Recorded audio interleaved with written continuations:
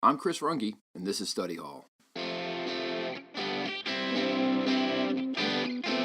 Welcome to Study Hall, a podcast dedicated to getting a little bit smarter about advertising.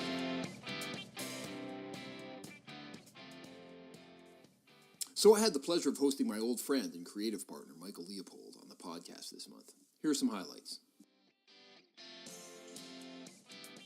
All agency people, they all generally tend to come from the same kind of world. And you go from place agency to agency to agency, and you stay in this cycle of repetition. But like once I switch sides to become like in the PR world, it really opens up. Like we have people here from the corporate world, we have people from obviously the ad world, a bunch of people in the creative department from Leo Burnett. We got people from government. People came from the Obama administration, like a real mix. I saw PR and Edelman as the future. For me, not just for me, as where the industry is going.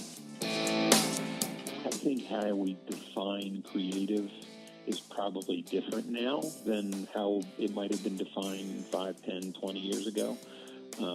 Creative is like how you're coming at a problem and not necessarily the output of that problem. We do find ourselves sometimes in these situations where we get to see the work from agencies, and I see lots of PR in quotes, ideas on there, like, how can this come to life? And you see kind of activations, you go, hey, they're coming at it from the other way, and we're coming at it from this way, and at one point we're all going to just bust heads in the middle and have a rumble and figure out who's the winner. Michael and I first met in the creative department of a prominent Manhattan healthcare ad shop, and we immediately hit it off. We were partners, Michael as the art director and me as the copywriter, for many years, and we worked with and for each other in various roles for decades. 3 years ago, I was floored when Michael told me he was moving to Chicago to take a job with a PR agency. I just didn't get it, and I even, in my darkest moments, wondered if my old buddy was committing some kind of career suicide. Well, that was before I read Frenemies, and now the scales have fallen from my eyes. My old friend had seen the way the industry was moving, and now his move looks pretty brilliant. So he's on the show to talk about what it's like working in an adjacent industry, how the transition feels, and the opportunities cropping up in whatever the ad business is becoming. So who is Michael Leopold? Well, he's got 35 years of experience in the ad industry, and he's out in Chicago working with Edelman, focused exclusively on building out their healthcare practice. But just remember, he's on the podcast as a civilian, and his remarks don't reflect the opinions, beliefs, or policies of his employer. Michael's won the Odd Award in his career, too. Recently, he won 3 MM&M awards, along with a Shorty Award for Synergy's Confront Constipation campaign, and a Gold Saber for Hologic's Yes Means Test campaign. During his career, he's also won numerous other creative awards, including 4 RX Awards, a Doctor's Choice Award, a Gold Creativity Award, the Best PSA at the Moondance Film Festival, and the Grand Prix Award at the Deauville Green Film Festival. Michael was on the way to becoming a physician like his father and brother when he chose advertising. He studied pre-med in addition to fine arts, receiving his BA from Franklin and Marshall College, and he also pursued postgraduate work at the School of Visual Arts in New York City.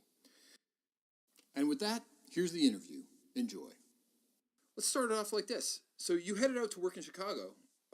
What went into that decision? How did you make the decision finally to do that? Well, obviously there's a lot of personal, decision involved with that.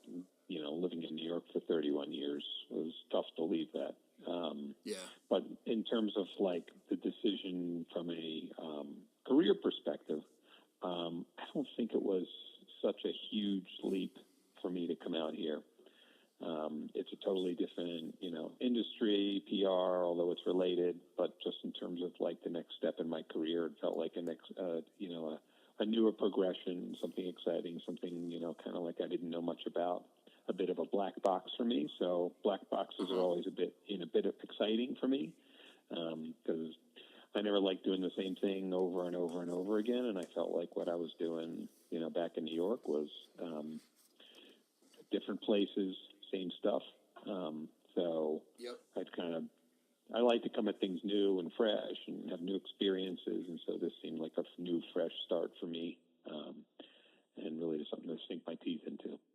How did the conversation start? So an email arrived to my wife, who also works in the industry, asking if we were interested in coming to Chicago, that a couple of positions were opened up at Edelman and would be interested in that. She mentioned what the positions were. So this is an old friend of my wife's from way back when she grew up, who worked in the industry for a long time. She was a production manager here.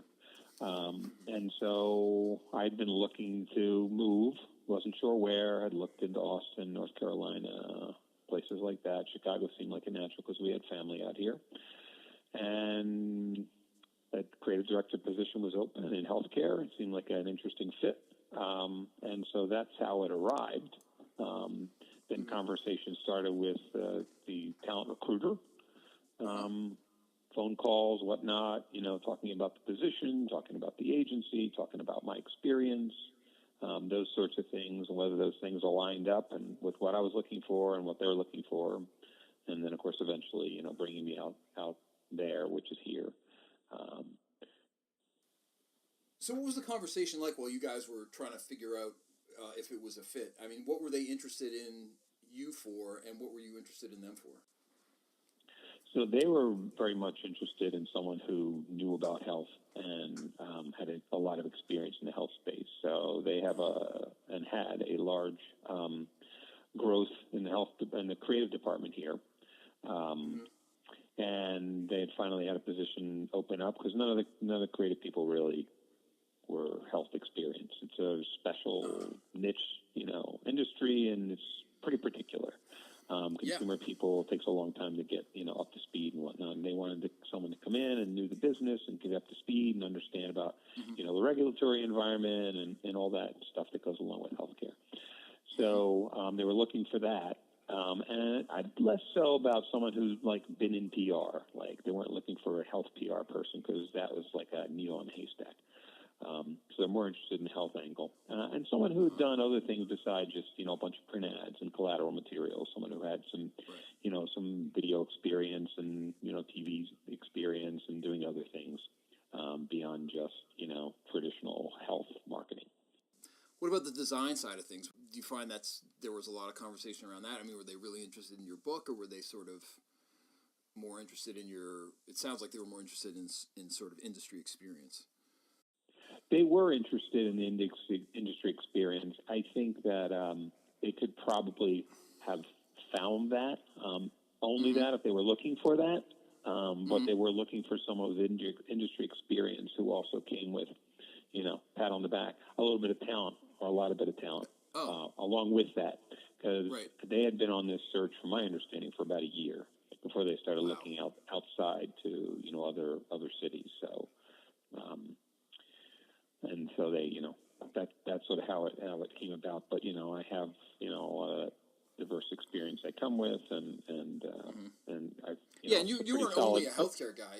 You used to work you have consumer chops from back in the day, right? I mean, you and I worked together on Ben Gay, which was health/consumer, but I also had a bit more B2B experience, and a little bit of consumer work in there. Came from a lot of design. I was really into typography and whatnot, so I have a pretty... Yeah, you were always going on about typography. I'm very particular about my type. What were your first impressions of a PR firm? I mean, what's it like going to work at a PR firm? After you're specifically talking about when I took the job, or are you talking about when exactly. Yeah, when you took the job. Okay. When you took the job. Or you want to talk about the interview? I mean, what was the interview like? How is it similar to or different than a advertising agency? It's different. They were really looking for someone who's more entrepreneurial. And that was said specifically, not looking to someone to sit around and execute a bunch of, ads or PR, activations or things like that. Looking for someone who can help build a business, help the agency build out the healthcare practice. So much more interested in that. It was an interesting interview. Some, I met with, the executive creative director. Not asking specific book questions, just like a conversation, really casual, really good guy. And then I had a round robin of interviews with a bunch of PR folks out here. The GM of the health department, met with him, super energetic, a lot of energy. You could just see someone you'd want to work with, and a lot of passion for the business. And then a bunch of PR generalists who were out here and been here for a long time. Some of them are not here anymore. Some are. But, What did you guys find to talk about? I mean, I don't imagine it was like a traditional book review. No, nobody even brought my book out. I think, the PR journalists, they assumed I had the creative chops. And that's why I was brought out here. And, when I sent my book originally, and I sent it, and it was pretty much a quick turnaround, like, let's have a conversation, that kind of thing. So I assume that, it had some uptake in terms of the creative chops that I showed. But it's just an interesting conversation. Different people had different perspectives. I mean, I met with people who had been here for like 20 years, like who stays at a place for 20 years and gets a gold watch anymore. So that was different to me. Like, agencies is like you're lucky if you're there 5 years. But to meet with people who've been here like 20 years is kind of crazy.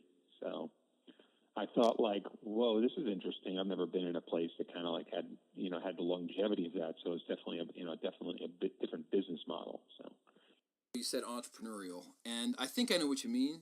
But entrepreneurial, as you know, is a buzzword now. So what just say a little bit more about what you mean, what you personally mean by entrepreneurial. I think it's like not someone who comes out who's like looking to just sit around and get orders and do them. It's someone to get involved, to put their head forward, to stick their head into offices, to kind of like meet with clients and figure out what their business needs are and try and solve those business needs, ask lots of questions, that kind of thing. Like, create books of business. It's different in PR than, advertising. Ads, you kind of get like the big scope of work and big budgets and whatnot. PR is different. There's not a lot of AOR accounts necessarily in PR. It's less so, even less so in advertising. But the AOR. I was going to say there's aren't too many AOR accounts in advertising anymore. No, it's sort of dying. But at the time when I came out, which is not that long ago, 3 years ago, there were still AOR accounts. That shows you how quickly the business moves. So.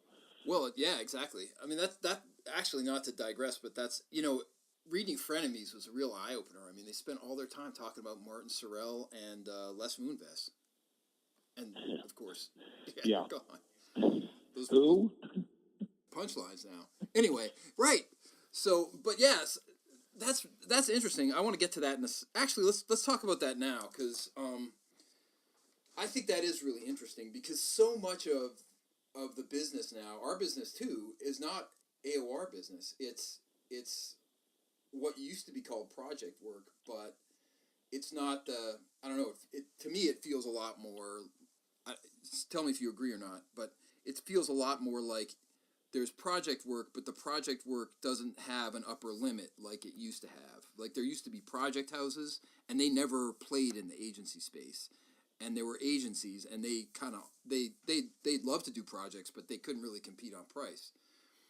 Right. Now it feels like projects are, all anybody does. I mean, we do, we'll call it project work, so to speak, but like you're talking about an upper limit of a project work could be, a multi-million-dollar, campaign for something, or, Right, yeah. Right. We don't do like, hey, we'll do a piece of collateral for you. We're looking for the strategic, and clients come to us looking for strategic thinking. That's the biggest offering we have, help guide businesses, basically be consultants for them in some sense. And more so, competing with, other consultancies and whatnot. So that's how generally positioning Edelman.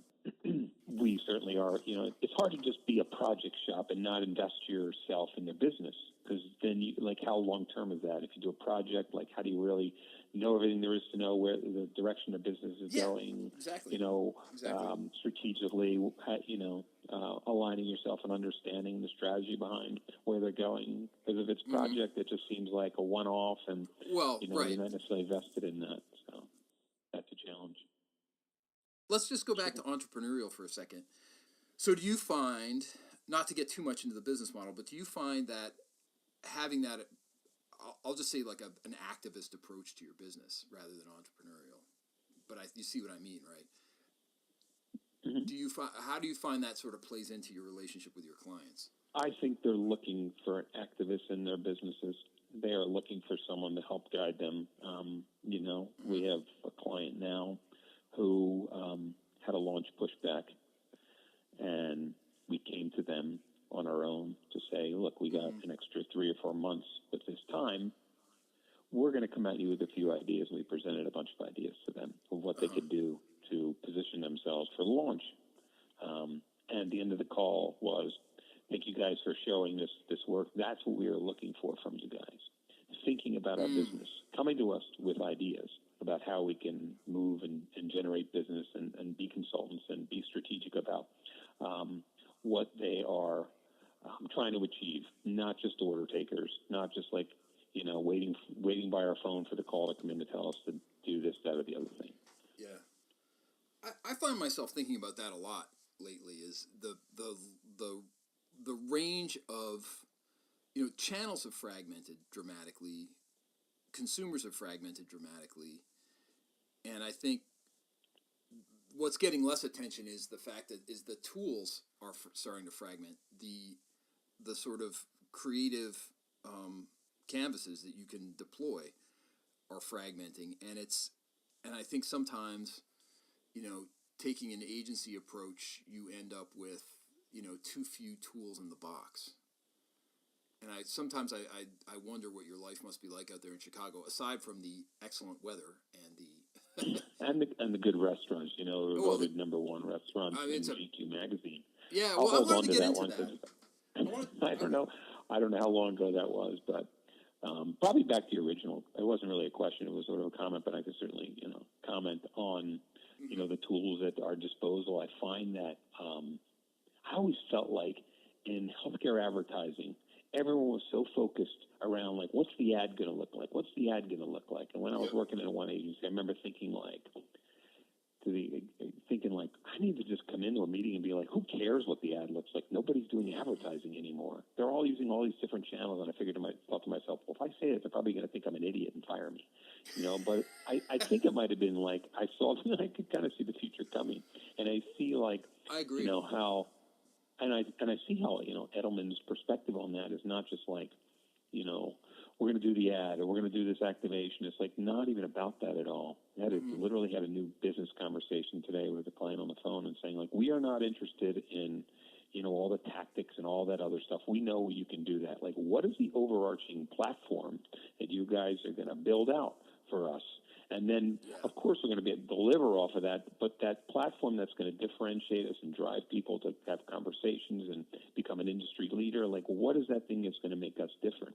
And, of course, there's a million, channels and things that we can do, from paid and earned to social owned and, AI and, talking, things in your house or whatever it might be. There's a million different things. But, like, what is that, like, higher level idea that everything comes from? And, of course, that's everybody's going for that, right? But, like, that's what they want, and that's what they crave. They're not coming to us for that little thing. They're trying to think bigger, I think everybody says that's what they're coming at. I think that there's a lot of, how this business is. There's a lot of sort of flavor of the month thinking, and you hear a certain amount of that kind of talk, but I don't know to what degree that's really being heard, because the disruption in the industry is profound, and it's not a question of we have to change the media plan a little bit, or we need to. I mean, there's people that don't, you have to think about it, in my opinion, you have to think about it in terms of, well, we have to sort of get commercial flavored information to people in all kinds of different forms. A lot of forms that don't even look like ads. A lot of forms that aren't even. I can't believe I'm saying this, but a lot of forms that aren't even that creative. They have to be in the old sense, like you say, like the ads, like you and I grew up doing together, right? The cover and the spread. Like, what's the concept? Sure, I mean, do a cover and a spread. I couldn't tell you how much is driven by, online stuff, but native ads, I call them ads in quotes. They're like, they're ads, but they're not really ads, right? Content they're just marketing. Like images and content that drives people to places, but they're not traditional ads. So, right. I mean, and also you said AI a second ago, but I mean, there's a lot of stuff that's going on these days. I don't know if I told you this in our personal life or not, but I was in a meeting the other day, and the ads are being written by algorithms. They're internet advertising, they're search engine. This is search engine advertising, but it's being written by an algorithm. And boy, that's a cold wind when you grew up as a copywriter and somebody says, "Yeah, thanks, we've got a computer writing the copy." I think think how we define creative is probably different now than how it might have been defined 5, 10, 20 years ago. Creative is like how you're coming at a problem and not necessarily the output of that problem, to me. Not necessarily what the ad or the TV spot or whatever looks like, but like how you're approaching their business and how creatively are you thinking differently about it, versus like, the content you're pushing out. That's very well said. That's very well said. I think that's the lead. I'm going to borrow that for my next pitch, by the way. I hope you're cool with that. No, please go ahead. Everyone will know it came from me, or all 30 people. 30? Oh my God! I give my eye teeth for 30 people. Probably more like 10. Anyway, so let's get back to the day to day, because I think I in my mind's eye I can see some 30-year-old guy sitting in an ad agency listening to this podcast thinking to himself, maybe I should send a resume over to a PR firm or some other adjacent. So let's talk about the day to day a little bit. What kind of do you work in teams? Like, how do the teams work? How are they similar to or different from ad agency teams? Wow. So they've definitely changed in the 3 years that I've gotten here. This place is fast moving and the model's, it's shifting around. But I would say it started out as like very account driven. Like we know all agencies are account driven. And clients not necessarily understanding the role of creatives in their business because they're not used to that. They're used to coming here and finding PR generalists. So, but we've shifted pretty rapidly over the last 3 years, and we'll continue to shift more to being more what you'd consider more three-pronged, right? Creative, not necessarily in this order, only because I'm creative. I said it first. Creative. Yeah. No, creative planning, comes first. account. I mean, let's be honest. I mean, creative. Let's just be honest about it. Amongst you and I. Yeah, just you and me and the 3 people that are listening to this podcast. Now they know the truth. We know the truth. Anyway, sorry, go ahead. We are trying to be more focused that way around clients' business so that it becomes more traditional. So it's not just like this top-led, comes from account, dole it out to creative when you need you, bring in planning when we need you. Of course, there's other disciplines you're not going to need all the time, like production and things like that. But the core team is, I think, moving to more towards I would say the ad model, right? Those sort of 3 legs, which I think is a good thing. There's a reason why it's built out that way. Sometimes you don't need to reinvent the wheel that way. The different perspectives you're able to hear from the strategic perspective, from the audience insight and strategy perspective, and then kind of like how that comes to life in a creative way, or all those sorts of things that the 3 different minds and disciplines can help shape and mold. What's it like being a creative in a PR firm versus being a creative in an ad shop? And feel like your contributions are valued? How valued are they? What part of the conversation are you in? I personally think my contribution's valued, but I think it's different on different levels. I'm thinking more strategically than, let's say, an art director or a writer might be thinking strategically. Right. I try and bring the people that I work with in early enough so they can take part in that conversation rather than just sort of saying, hey, here's a project, help me out with it. Yeah, there's definitely a lot of that happens. But, I can be as active or inactive in that conversation as I'm choosing. And that comes back to that kind of, quotes, entrepreneurial, like, how vested I am in, like, pursuing that, whether I have the time to sit down and go, hey, what's going on? Let's talk about this XYZ business, let's have a conversation about, where they're going, what do you need from me? How can we work together to kind of, drive more work, how can we, build organically from what we have, what can we offer that we're not thinking about? What are the problems? What are the issues that, we can brainstorm and try and come up with something to help, help them, because that's at the end of the day, that's what businesses are looking for. Right? They're looking for help with their business. Everybody's got a problem, right? We're there to solve the problem. Yeah, and you're absolutely right. Communications, advertising, I imagine PR is the problem business. Nobody calls you when they have, hey, we've got $1 million in a case of beer. You want to come over? You're never going to get that phone call. Right. I didn't really understand. Yeah, I never really understood what the hell PR did, to be honest with you. I was like, because I worked on a project once, and they had the PR company come to the photo shoot and do their own stuff, and I was like, "Who are these people? What do they do? Like, they're hopping onto my photo shoot. Don't I own this photo shoot? Get off my turf," that kind of thing. Yeah. Well, so I never really quite understood that. Advertising is such a siloed culture. I found after I left to go to the client side, it is just you have this idea. You just sort of live in this little ecosystem. And you sort of never go outside it. All agency people, they all generally tend to come from the same kind of world. And you go from place agency to agency to agency, and you stay in this cycle of repetition. You see people from the last agency and the other one, you go, "Oh, you're here, whatever." But like once I switched sides to become like in the PR world, it really opens up. Like we have people here from the corporate world, we have people from obviously the ad world, a bunch of people in the creative department from Leo Burnett.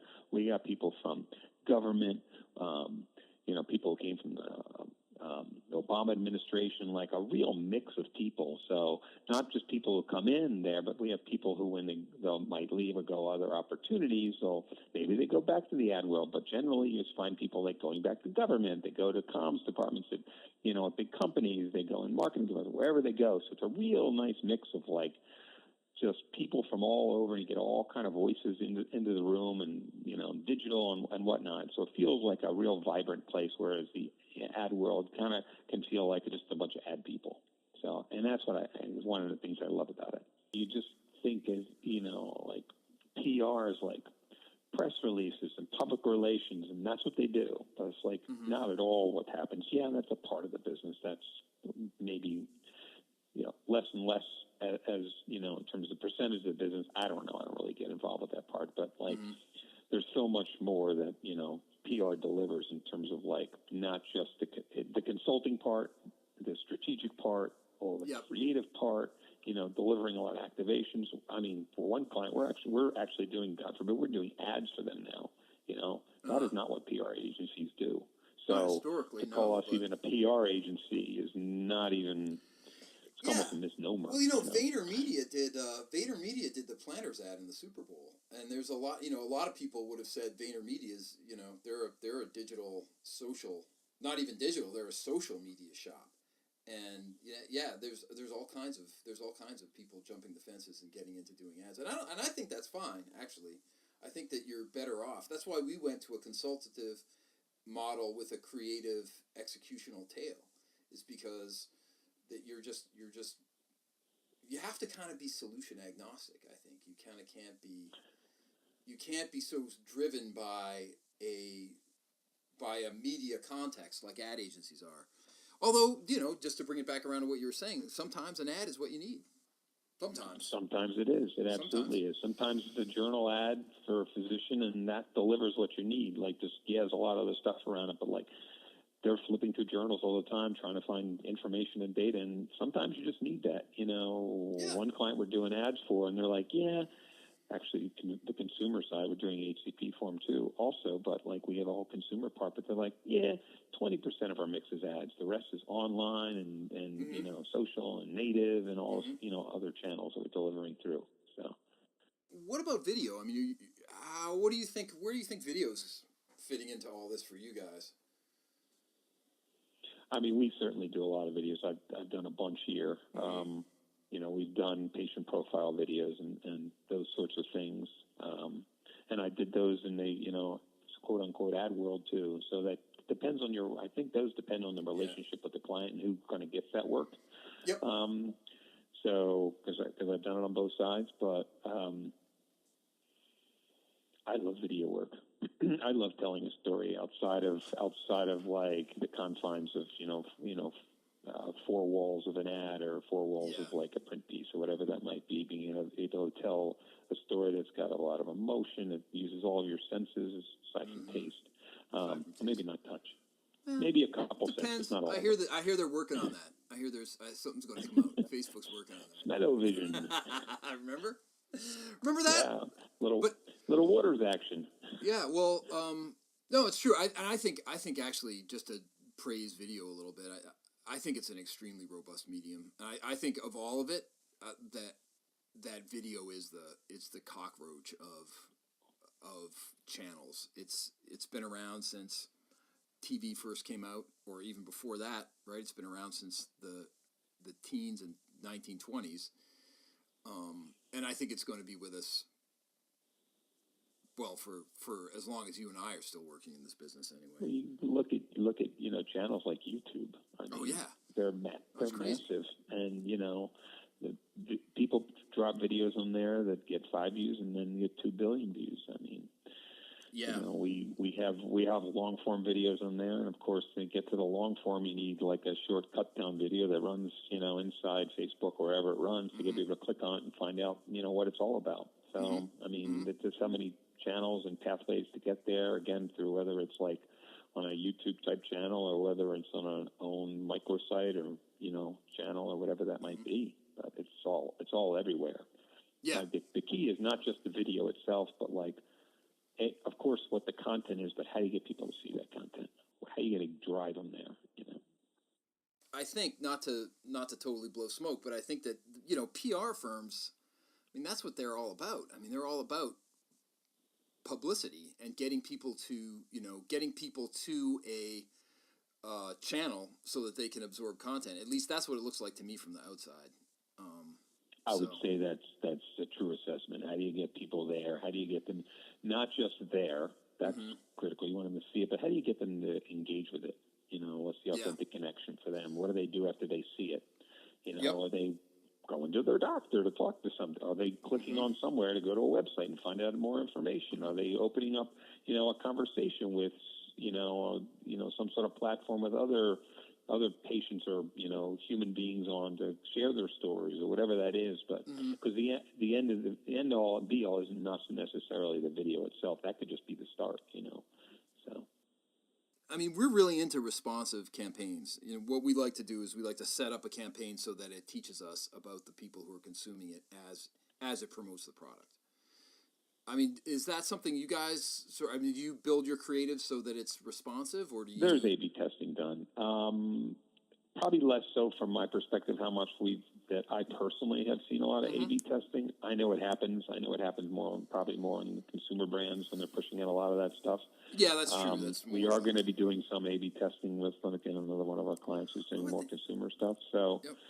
I think it can work anywhere you've got a segment, though. I mean, it works all the time in physician advertising because you've got, you have your early adapters, you have your, pick your segment, and they often respond to different messages. I think the data is important and A/B testing and all that kind of stuff, but it's like, it just feels like it pulls a lot of the emotion out of it. I know your A/B testing have emotion built in, but it just feels so clinical to me. So maybe that's heresy. I don't know. And no, I'm not saying I don't believe in it. I'm just saying where's the you walk in there with a gut, when I feel like this is just going to be right, As a creative, I think you want to believe that you're making a connection with the person who's viewing the stuff that you make. I mean, that's why I got into it. I'm sure that's why you got into it. And it's the thing I don't like about the ad singularity is exactly what you say. I mean, it's very well said. It feels very clinical, and at a certain point, when you really listen to the data, when the data guys get really, get on a roll, it begins to sound as though we're all just going to be, packets of data, and we're going to be sent text messages like saying, "Hey, those boots that you really like, they're on sale now at Cabela's," and you're going to be like, "I didn't even know I was into what." Right. And it won't be. I forgot about that. Thanks for reminding me. Right. It'll be a text message with just pure information in it, as opposed to anything with any kind of engaging hook, for lack of a better Right. term. You want. I feel like if you're going to do that, and you want that text message, then bring in some of the emotion that I felt when I originally saw that or was thinking about that as a decision. Bring that back in too, to be like, remember when you felt this way? Obviously, they don't know how you're feeling, but maybe right. You could feel that way again. I don't know. I just feel like you could just drill it down to like, once you looked at this for this product and now it's for sale, like, okay, right. But I'm not really interested anymore. At that point, you're just like, buckshot at me. Right. Well, I also think that eventually the thing I think about the ad singularity is that eventually once people understand what consumers want and they can sort of triangulate you down to a very tight message focus, then everybody will be doing that, and creative may paradoxically become even more important because you'll be getting 3 text messages, one from Cabela's, one from REI, and one from, I don't know, Sears. No, you won't be getting a text message from Sears, but you know what I mean. No. You'll be getting a text message from, a general merchandiser, and right. and you'll have to decide between the 3, and you may not decide based purely on on data. On data. This is very interesting, but we have gotten way off the outline that I prepared for this interview. So I'm going to snap a headlock Reel on you, back in. drag you back over here. I'm going to drag you back over here to the center line. So I guess getting back to the day-to-day, I mean, one of the things Aletta really took the agencies to task for, and having lived it, you and I both know this is true, the brutal pace of life. The pay, which is okay, but is actually not that great. It's better than digging ditches. It's way better than digging ditches. That's right. It's better than digging ditches. My pat answer. That's right. Well, no, it is. But I mean, when you think of somebody who's starting out in a career, maybe, I guess let me back up a second. I want to kind of get at the life that you lead now and how it compares to the ad world, and And I want to ask that question in the broadest possible way, from how you see your future to what your day-to-day life is like to, what's it like living in Chicago and not being stuck in New York in the brutal, habit trail of the New York agency world. Chicago is a great city to live in. My day from when I arrive to when I leave is not as crazy and snap, hustle, bustle, get this out, client. I mean, there are days like that. The ad world seems to thrive on that more than what I can see in the PR world. I leave at a decent hour. If I leave at 6:30, I look around on the creative floor and it's maybe 2 other people are there, and I'm whoa, wow. I'm the last person to leave here. And I don't know if it's a PR thing, if it's a Chicago thing, it's a mix of both of them, but it's not back in the early days of, I'm going to point them out, CDM. It was half a day, head to the elevator at, 8 o'clock at night and be hey, half a day? That kind of thing. It's seriously? Because I've been slaving all day and all weekend and I'm still here. I'm just going to go home and do work from home, It's not like that at all. So in terms of the quality of life, way better quality of life. Mm-hmm. And how about the career path? I mean, do you feel just relatively speaking, do you feel moving from New York to Chicago or being in PR versus advertising, how's that affected, how do you think that's going to run for the balance of your career? One of the reasons, and this gets back to one of your first questions, one of the reasons why I came out here is I saw this as a place where I could round out my career, not as another place where I could go 4 or 5 years and be okay, what's the next place on the horizon? You know what I mean? Because in a certain age, I don't want to age myself too much, but at a certain age, it's not I need to go out every night and party with everyone and and come back at 3 a.m. It's right. Hey, I got kids and I got a home and all that kind of stuff. But you just kind of want a bit of a quality of life, a little bit of it's not you're cakewalking to the end. I work hard and give. Of course not. I know what you mean. Do great work, but at the end of the day, it's I want to kill myself. That's an artifact of our history. Is the I think as being creatives in New York during our 20s and 30s and 40s was that we just I know exactly what you're feeling right now. You're burned out, and you also feel guilty for standing up and saying, hey, I'd like to potentially have a little bit of a life, right? When I leave and then this you place. get the so you're really not vested in this, are you? Right, exactly. You're not into this. To you. Well, that's all. Now that that I lay that squarely at the door of the holding companies. They turned advertising into a sweated industry because they had to keep pulling money out to pay the stockholders. And they are banks, aren't they? They are. That's exactly. Edelman is privately owned. Yep. So they definitely answer. To a higher authority. To use a Hebrew national. Yeah. Well, you know what? That's a big deal for all the young creatives out there. I mean, definitely look askance at holding company owned advertising and other agencies, because they're gonna. I mean, they will pull the money out, and a lot of times what they're going to do is they're going to pull it out of you. Well, I've seen it happen. I've had it happen to me. Look, right, I've been let go. Like, if when it first happened, it was shameful, and now it's like, it kind of happens to everybody. Like, it does. You're a creative director somewhere, and one day you're the cream of the crop, and the next day it's like, yeah, we found somebody to do it cheaper anymore.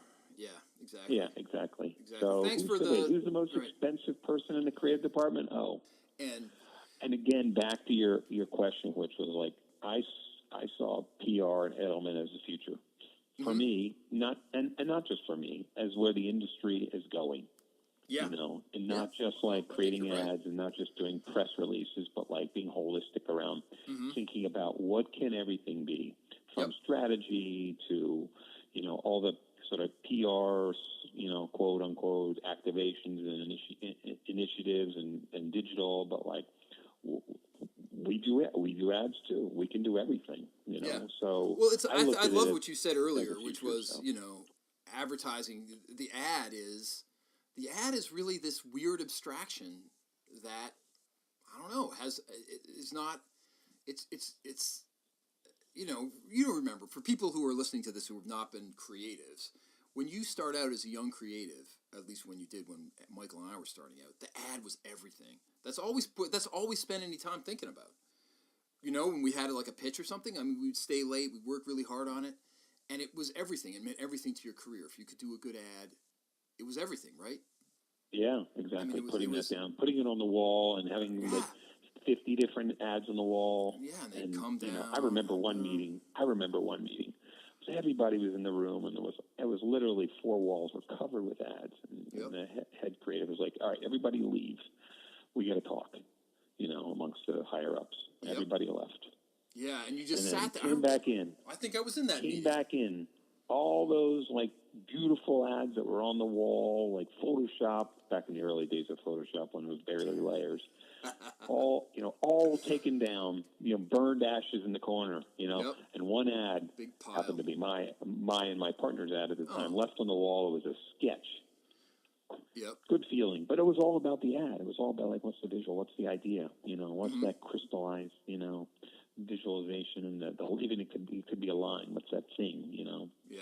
So it's more than that now. It's like we built a career. You're right. That's the channel. Yeah. We do. Go ahead. We do find ourselves sometimes in these situations where we get to see the work from agencies, and I see lots of PR in quotes ideas on there, like how can this come to life? And you see kind of activations. You go, hey, they're coming at it from the other way, and we're coming at it from this way, and at one point we're all going to just bust heads in the middle and have a rumble and figure out who's the winner. Of course, I'm a pretty good arm wrestler, so Let's get back to the outline, and this is kind of a gimmicky question, but whatever. Tell me what you think. What are your top 3 trends of the last 2 years in healthcare advertising? Great. Well, we're talking a lot about, healthcare advertising and whatnot. Advertising is that push medium where, at Edelman we're more focused on pulling people, like the idea of meeting them where they are. So, in thinking about this, I guess, a huge trend, which we all know about, and a big mega trend is digital, right? Like, think about digital, seems pretty obvious now. But in healthcare, it just seems like it's been taking forever for digital to, happen. I'm not sure why the long uptake in healthcare. Maybe it's just healthcare companies are more, conservative bent, or the regulatory environment, but in consumer, it's just all over the place when you think about that. Oh, yeah. But in terms of, So areas like, search engine optimization, things like that have been happening, but much more emerging would be kind of like voice-driven search engine, things like Alexa and whatnot, and that kind of ilk. Things like, and this again, dealing with a mega trend, so maybe within this there's multiple things like, again, search engine, but like ideas of apps and things like that. We developed an app here, which helped communication between doctors and patients. It became much more of a PR activation, so media picked it up and became really big for this smaller company, which had a very small share of voice and was able to get a lot of media attention for them. Things like, again, meeting them where they are. They're online and trying to find information, like, boom, chatbots are right there. Like, you can immediately, ask questions and have them answered. Texting program. Again, we developed a texting program for one of our clients that was in office right there. We had TextX, to be engaged in this, and had multiple tiers of that to continue that texting program. Thinking about, again, digital, like the Apple Watch, again, this may not be necessarily so much marketing, but like digital trend of and maybe more the tip of the spear. Right. The idea that they have the heart monitor, that's like the leading edge of stuff. They're trying to get involved, and then maybe working off of continue with digital, but like a little bit separate from some of this stuff is the idea of content marketing. That again, delivering, engaging patient stories, and really gives them a chance to really engage with patients, pharmaceutical companies in a real authentic way. Right. And again, same kind of area that social media, again, continuing to engage in that authentic conversation, building relationships. We know that people online, patient to patient, are having these conversations, but how can pharmaceutical companies engage with that, right. Engage in that conversation and that feels like the holy grail in a lot of ways. What's that? I was going to say that feels like the holy grail in a lot of ways, and they've been trying to crack that nut for a while, and hopefully they'll get there eventually. That's really hard to do because, there's a lot of regulation around that. And, as soon as a patient says something about a side effect, it triggers something which, that's exactly right. You can't talk about, or you have to, have other information, or you have to pull down, or, so how to have those authentic conversations with stuff you can actually say.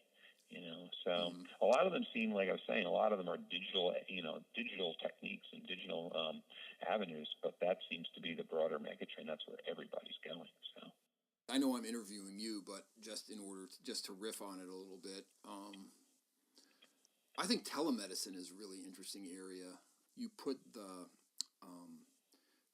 the equipment for telemedicine in a retail environment so that you're, kind of like what Theranos was going to do with their blood testing machines, or, the Minute Clinics, but instead of having an actual doc in the Minute Clinic, it's telemedicine Minute Clinic in wherever.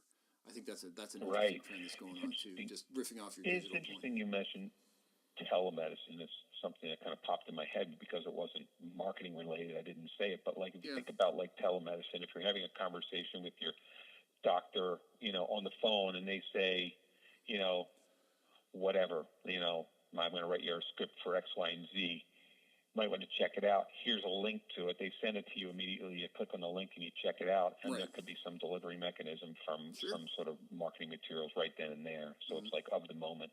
Again, meeting them where they are. Especially in primary care. There's a lot of primary care stuff that can get knocked out.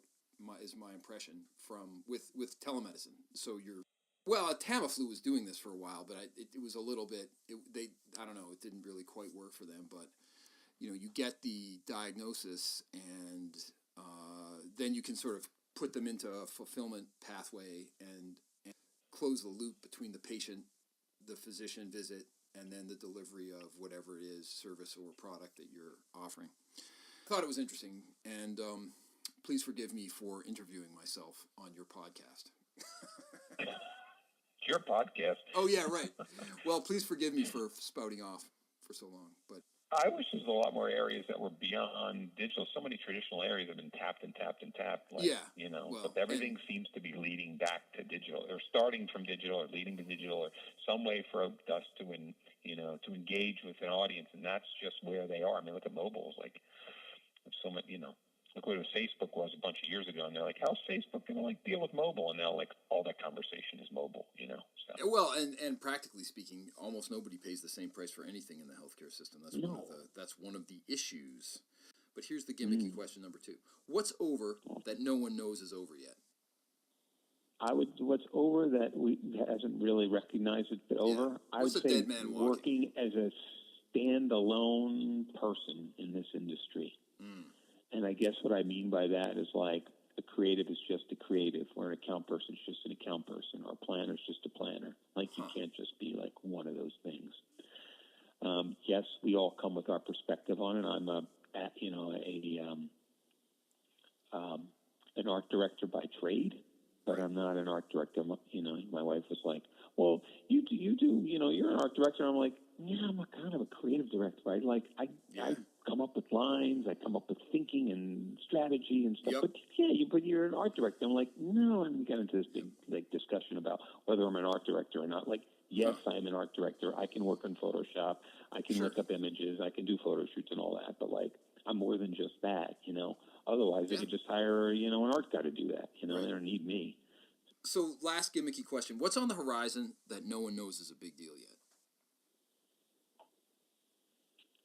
Think about this podcast you can get for free now, right? Right. You used to be able to get music passed around for free. Yep. There's going to be a day when there's someone who owns a channel of podcasts that's going to be a subscription service. Mm-hmm. It's not happened yet. Yep. But somewhere down the line, it is going to happen. They're going to aggregate a bunch of podcasts. You pay a subscription, and you get access to all the podcasts. It's going to be like the Netflix of podcasts or something like that. Oh, that'd be kind of cool. All the cool ones are on that, Because monetization is a real challenge. I mean, that's a whole other thing. We don't really have time to get into that right now. But monetization of content. Podcasts, You've got to figure out a way to pay for podcasts by, Mobituaries or, any of these podcasts have advertising on it, right? They're tied somewhere else. Like, what's the really cool podcast that doesn't have advertising? That's great content. People don't want to listen to ads and are willing to pay for that.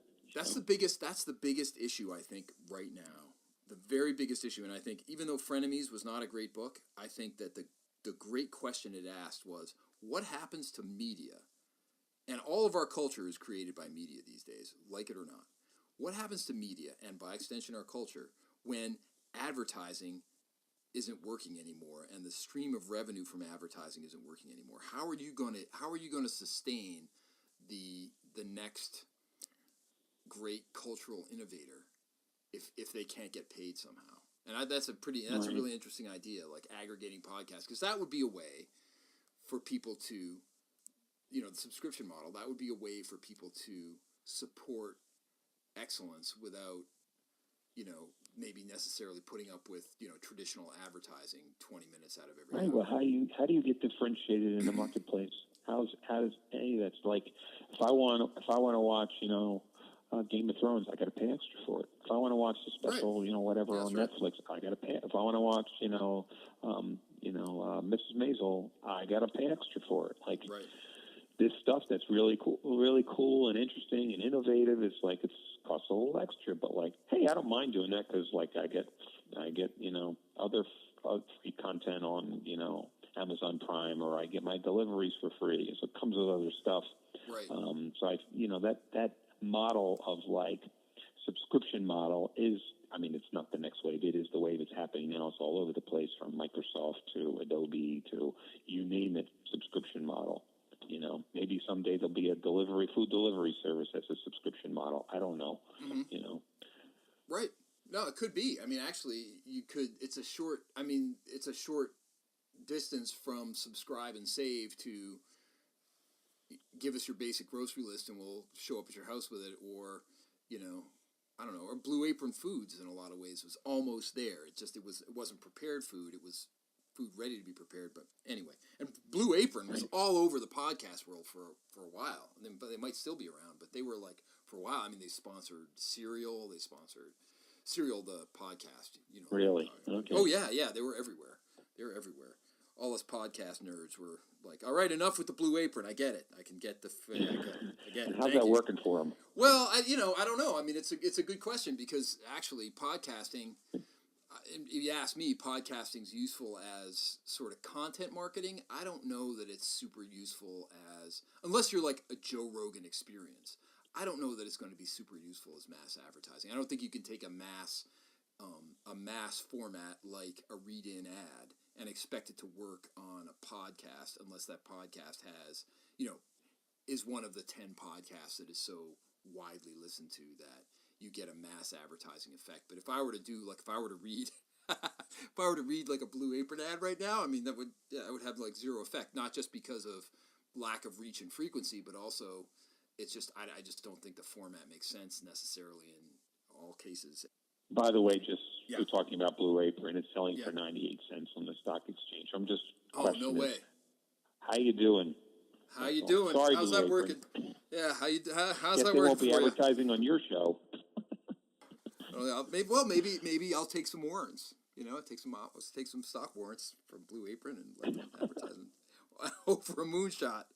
You never know. You never know. Exactly. So I had a quote I wanted you to react to, and so this is it. So go for it. Oleta says in the book that advertising is increasingly being run by the leftovers. And what he means by that is there's this kind of osmotic effect where, higher salaries, better lifestyles, basically all the things you're, talking about, have pulled out all of the top talent, or is pulling the really talented people out of advertising. And advertising these days is just, like I said, run by the leftovers. What's your reaction to that?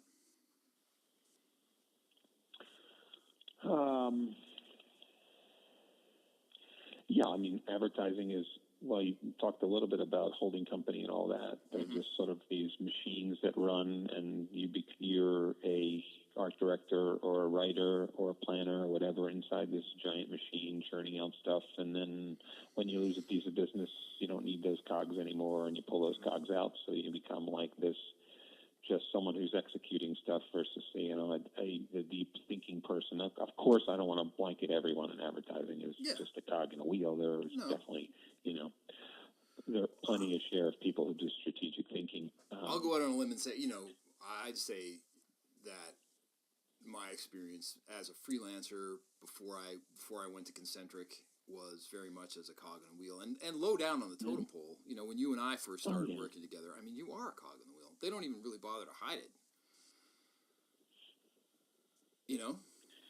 Yeah, I mean, I had similar experience from freelance, but at the time, I didn't mind that. Like, I had a much bigger ego before it started. I'm like, I'm this person, I'm that person. You're freelance. All of a sudden, you're just like a guy coming in to do a job. But at the same time, you get to go home and sleep at night. Don't have to worry about all that stuff. And then, of course, when you go home and sleep at night, you don't have to worry about it. You think like, where's my life leading? I want something to aspire to, and then you go back into the world again. So it's like this constant wheel. I mean, there are so many people here at Edelman who've left the ad world and come here. I don't know what all the reasons are.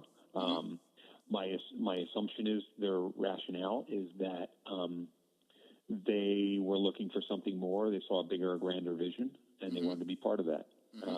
I knew that's what I came here for, and I saw what I felt was the larger future in, marketing.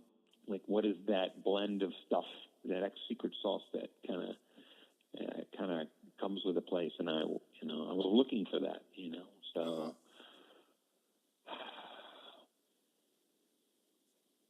I don't know. I mean, that's a pretty deep question. You're feeling like, the leftovers. I don't know. Yeah. I don't want to call anybody a leftover necessarily. I thought it was a really brutal quote, which is why I thought I'd get your reaction to. Yeah, it is a bit of a brutal quote. To me, when I hear that quote, I think to myself, man, how far advertising has fallen. I mean, when you look at Mad Men, I was just thinking that, yeah. And you look at the delta between Mad Men and today, it's stunning. All you can do is just sit there in silence and reevaluate the life choices you've made. And that to me is the brutality of that brutality of that quote. And you're totally right.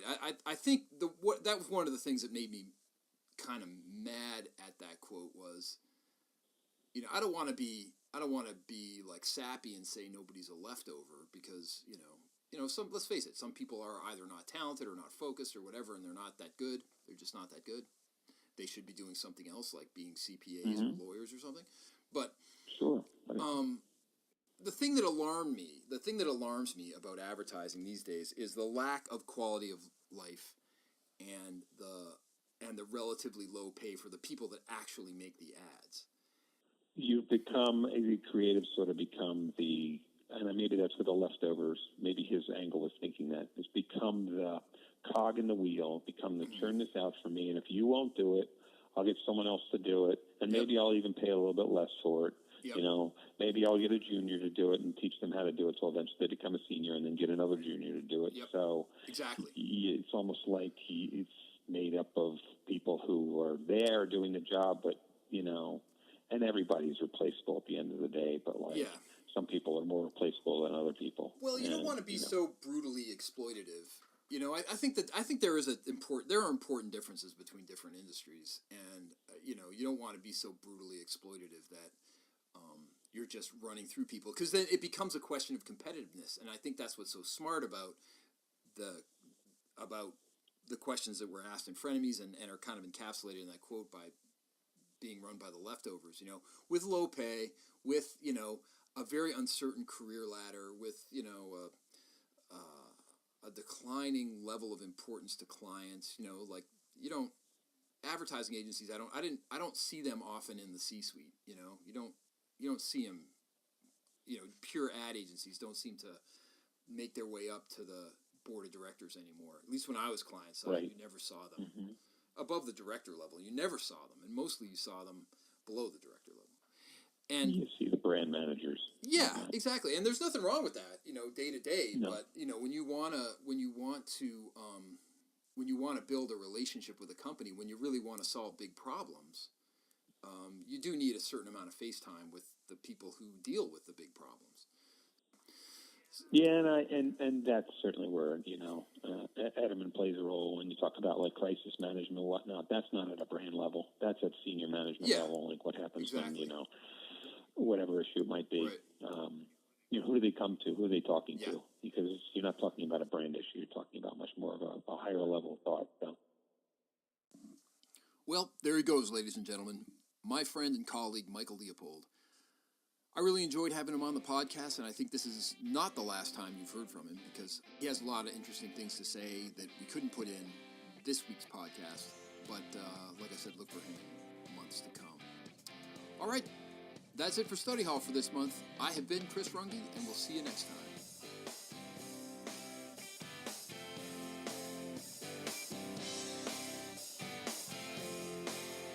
Study Hall is sponsored by Douglas and Runge. Henry Veloso did the music. Thanks again for listening.